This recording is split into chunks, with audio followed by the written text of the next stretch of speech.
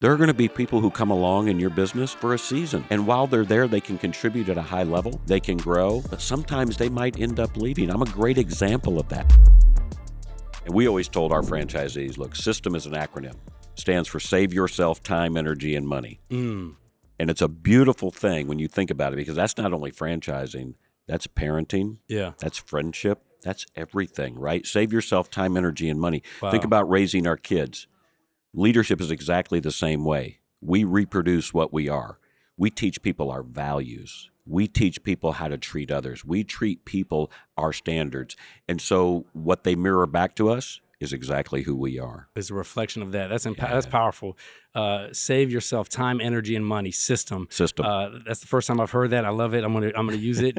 And to your point, not even just in a franchise organization, there's patterns and success that leaves clues, and there's systems of success. I think it was Tony Robbins said, if all we needed was information, we'd all have six-pack abs and be billionaires. But it's what you do with the information, how you can recognize the patterns, follow them, and in some cases create your own patterns that ultimately disrupt, which is what you did both at ServPro and now speaking to organizations on stage and writing best-selling books. Yeah, I tell everybody all the time, I am not here to help you be successful.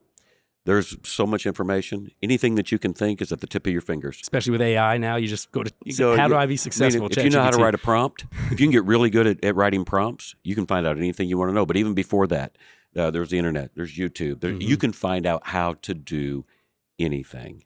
And I'm not a handy person. My wife's the handy person in our house. And if she can't fix it, she goes to YouTube. And if YouTube can't help her fix it, then we hire somebody. That's right.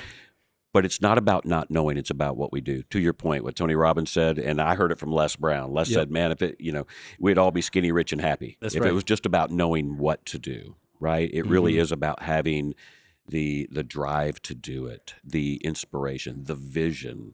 And when you think about this world that we live in as leaders, it's finding people who have a vision for their own life that can align with our vision.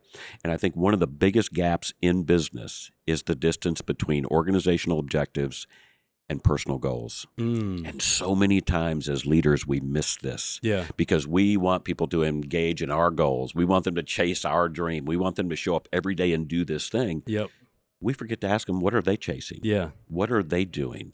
And if they can attach to the Hunks brand, if they can attach to somebody else's brand and align with their values, have common vision, then they can both get where they want to go. To me, that's a win-win. Yeah, that's magic. And not everybody's meant to be part of your organization. Right. There are going to be people who come along in your business for a season. And while they're there, they can contribute at a high level. They can grow. But sometimes they might end up leaving. I'm a great example of that. I mean, I'm a 9th grade dropout, right? I've been homeless more than once. I had some amazing leaders show up in my life when I was young to help me get my life on track. And when I went to work for ServPro, greatest opportunity of my life. I was around some real deal leaders, some amazing franchise owners who poured into my life. I thought I'd be there forever. But they saw something in me that I didn't. They saw this gift for speaking.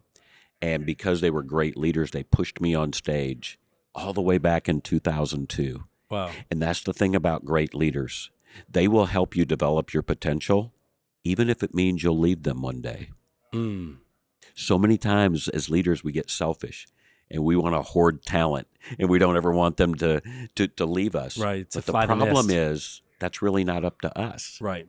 Our job as leaders is to help them become brilliant at who they were designed to be. Amazing. And while they're in our season, we're all going to win.